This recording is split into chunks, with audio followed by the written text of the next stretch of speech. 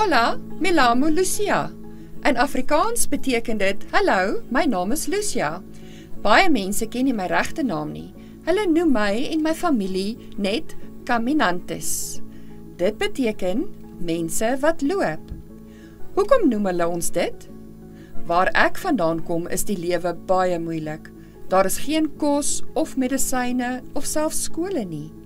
My ma wil graag vir my 'n goeie lewe gee, daarom het sy ons tasse gepak en ons het begin loop.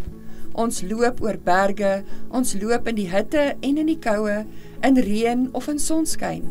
Ons loop selfs in die nag. Soms is dit lekker en 'n avontuur. Ander kere is ek bang en moeg en wil ek net huis toe gaan.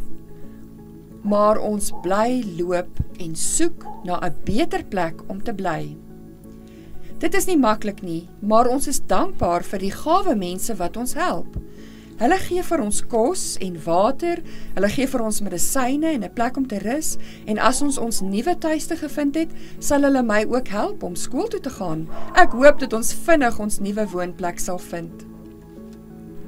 ADRA doen ongelooflike werk om immigrante en vlugtelinge te ondersteun in die wêreld. Hulle voorsien noodsakelikhede soos kos, blyplek, onderwys en mediese sorg aan families wat deur konflik, natuurlike rampe en ander uitdagings van hulle blyplek beroof is. ADRA voorsien nie slegs in hulle onmiddellike behoeftes nie, maar probeer ook om vlugtelinge te help om hulle lewens weer te herbou deur langtermynhulp aan te bied, sowel as opleiding. ADRA maak werklike verskil in die lewens van mense wat oorbegin op nuwe plekke, dikwels onder moeilike omstandighede. Wanneer u bydra tot die sendingovergawe, gaan 'n gedeelte daarvan om ADRA te befonds om hierdie belangrike werk te kan doen reg rondom die wêreld. Dankie vir u mildelike bydrae.